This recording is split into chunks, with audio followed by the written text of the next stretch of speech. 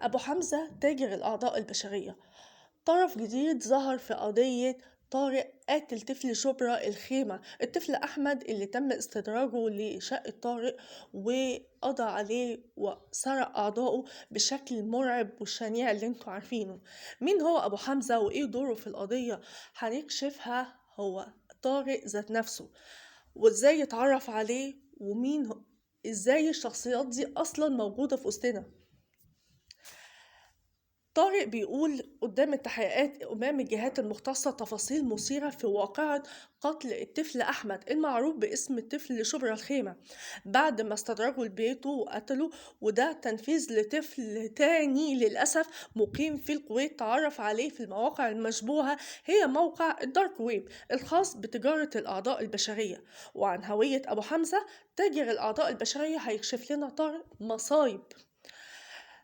موقع القاهرة 24 نشر تحقيقات القضية رقم 1820 لسنة 2024 إداري قسم أول شبرا الخيمة، وأقوال قاتل صغير شبرا الخيمة.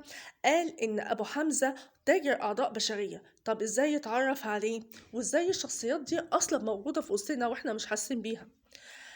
بيقول اتعرفت على واحد اسمه محمد عزت وشهرته أبو حمزة في شهر 9 2023 عن طريق صفحة على الفيسبوك بتاعته اسمها سلمى، وده شيء مريب. بعض الشيء ازاي صفحة اسمها سلمى وهي اصلا دي بتاعته؟ هل بيتخفى وراها؟ هيبان. بيقول طارق إن أبو حمزة ده سمسار أعضاء بشرية بيوفق مع المتبرعين والمرضى مقابل مبالغ مالية، وقال إن ممكن أبيع كليتي. يعني هو عبارة عن سمسار زي ما بيتقال كده عليه في السوق بتاعهم، سمسار بيجيب المتبرع والمريض ويوفق ما بينهم. أنا هجيب لك ده وأنا هجيب لك ده وأنت اتفقوا مع بعض وأنا هاخد نسبتي. هي دي وظيفته.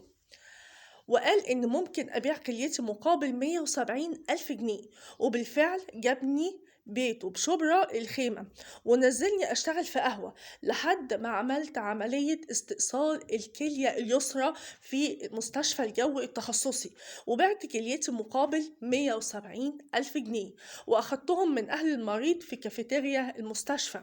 وطارق بيقول أنا لما استقريت عند أبو حمزة كنت شغال باليومية في القهوة، وفي نفس الوقت رحت عملت تحاليل في معمل الأنصاري في شبرا الخيمة عشان أشوف أنسجة الكلية بتتوافق مع مين. ده عنده زباين كتير بقى أبو حمزة وفقني مع مريض، يا ما شاء الله، كان هيدفع المبلغ علشان مش لاقي متبرع. وطبعا لما عمل التحاليل عرفوا ان طبعا ما هو مش اي واحد يتبرع له، لازم يعملوا تحاليل علشان يعرفوا الكلى دي هتتوافق مع مين. دول مظبطين امورهم صح، مافيا فعلا. بيقول ان طبعا وفقني مع مريض هيدفع المبلغ عشان مش لاقي متبرع، ورحنا مستشفى الجوي التخصصي في التجمع علشان مش بحتاج ضامن، وعملت العملية واستأصلوا كليتي الشمال. وقال ان انا اخدت الفلوس في شنطة، وكان جزء من الاتفاق اني معرفش انا هتبرع لمين بكليتي. وصرفت الفلوس. بص صرفها في ايه بقى؟ صرفتها ان انا اخدت استوديو مفروش في منطقة الشبراوي على نصية قهوة المحروسة في شبرا الخيمة لمدة شهر مقابل 3000 جنيه كل شهر. وبعد كده أخدت الشقة اللي عمل فيها الجريمة بتاعته وجبت لها فرش عبارة عن صالون وتلاجة وغسالة وسخان وبوتاجاز وتلفزيون، وعملت سباكة وتبييض وجبت مروحتين عمود جداد واشتريت هدوم وفرش للسرير، وكان الله بالسر عليم. وهي دي الفلوس اللي أخدها مقابل إنه باع كليته. يعني الموضوع عنده خلاص بقى سهل. إن أنا دخل في المجال ده وهو من زمان بيشرب مخدرات، عشان كده كمان كان ابوه طرده من البيت لما عرف ان هو مدمن وبتاع اصالات وهيجيب له مشاكل، وعرف من زمان بشذوذه اصلا او ميله للشذوذ على حسب اقوال طارق. فعشان كده ابوه طرده، وبعد ما عرف ان مفيش منه رجع، ومن زمان أخد السكة الشمال واختارها بكيفه وبإرادته. وبعد كده هوت لما قرر إن هو يبيع حاجة مش ملكه ومش من حقه، لأن ده ربنا هيحاسبنا على صحتنا وأجسامنا، فمقابل إيه إن هو بيبيعها.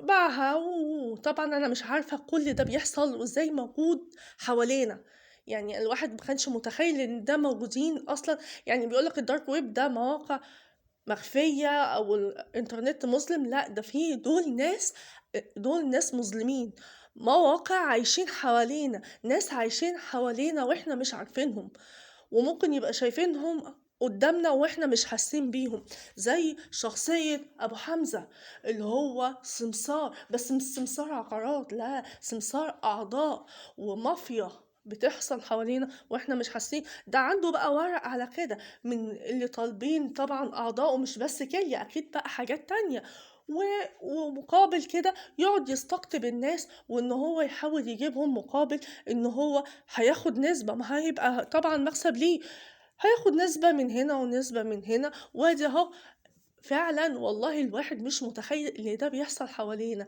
إزاي المهازل دي بتحصل حوالينا، ربنا يطول بينا.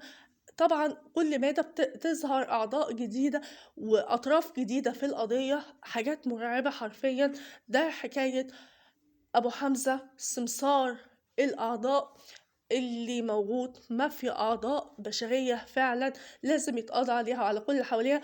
أنا مش فاهمة هو دخل في صفحة الفيس وعامل صفحة باسم سلمى، يعني بشخصية بنت، هل علشان يستقطب الشباب ومثلًا على أساس بنت وتتكلم معاه ويشوفوا مثلًا أحواله المادية إيه، وبعد كده إن هي تجره أو يظهر بشخصيته الحقيقية ويجره لسكة بيع الأعضاء؟